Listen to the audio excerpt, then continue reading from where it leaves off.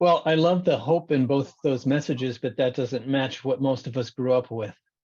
So again, quoting a little bit from Ron here, hope alone will not get you over the hump. There has to be self-recognition. And I think what happens is, as you watch the parents deal with it, I love those little concepts of lost time or times flies and things like that, because we don't understand how much we believe in stuff that's told to us. So as Ron was saying again in his book, as you move deeper within and with God, you probably begin to examine your own psychological programming, perhaps by entering therapy or reading about psychology. Maybe you've realized, for example, that what seemed like inexplicable fits of rage or bouts of depression could actually be traced to how you were raised and how your parents treated you, or even how their parents treated them. Some of the behavior implanted within you on the subconscious level 30, 40 years ago may be determining how you respond to certain situations today.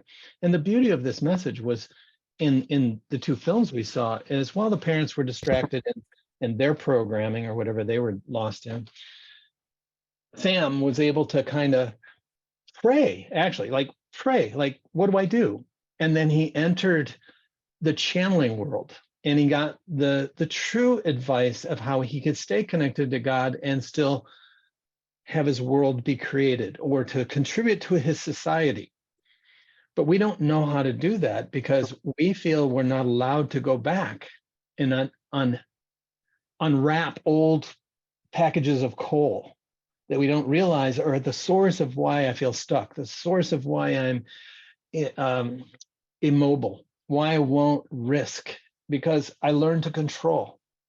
So what I want to encourage you is a way, is what Poppy was saying. It's when he was talking about his new resolutions and he's already broken 3 times. That's because the nervous system is so programmed with repetitive use of the same way that I think. Lost time. I have that one a lot where I'm feeling like I'm behind. Well, there's born behind, and I keep continuing to believe that's true. And so, as I mentioned at the beginning of the call, that's not how this is working this year. I heard what God said to do, and I already got 3 things done that would usually take me 2 months to get done in my work field. And I wasn't feeling pushed. It just felt like you said, Padre, and you heard, now's the time to bring the lights down, even whether or not the neighbor did or not, you finally said, no, now's the time. In which case, that's how it always works. We can't just want to be the spark. We have to lean back into God to hear how to be the spark. Then the spark comes.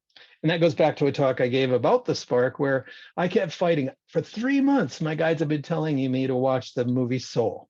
And I wouldn't watch it. And the whole point was, it's a kid's movie and I don't want to do it. And then I sat there and cried the entire movie and finally opened the moment the scene came on about the spark, the way that we remember the light that we were born with, not the light shade that we've decided to put around us to be a personality in the world and fit in with people and not disturb people and not upset people. I know a lot of you live alone. I know you think like, well, I'm not worried about disturbing people.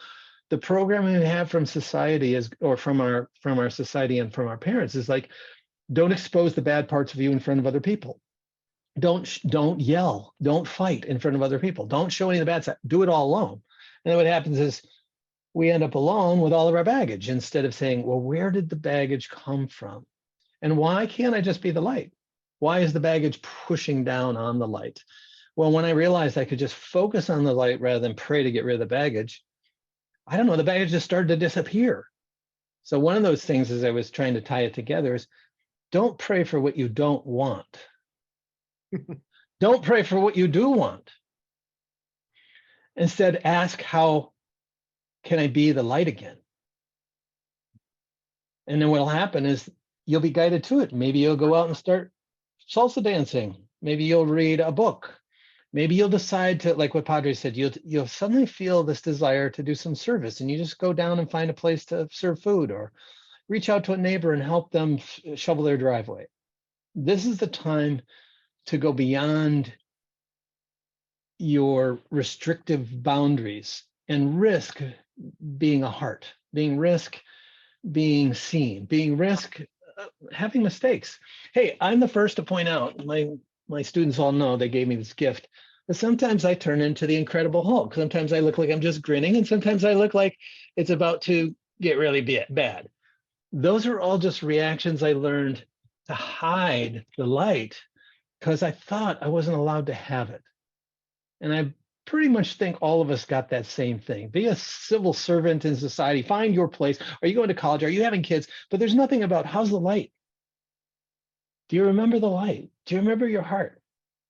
And then from there, ask, what's your plan from the light, as opposed to, did you sign up for that thing? Are you going to college? Are you going to get married? You know, these are questions that are all conditional programming of what we think we're supposed to do. And I think what I loved about that movie is the child was given the permission to find his own way, to find that truth. And then to bring it back to the family, it was accepted. And whether it was by the family or by the town, you will be surprised. It'll really be accepted if you come out as the light.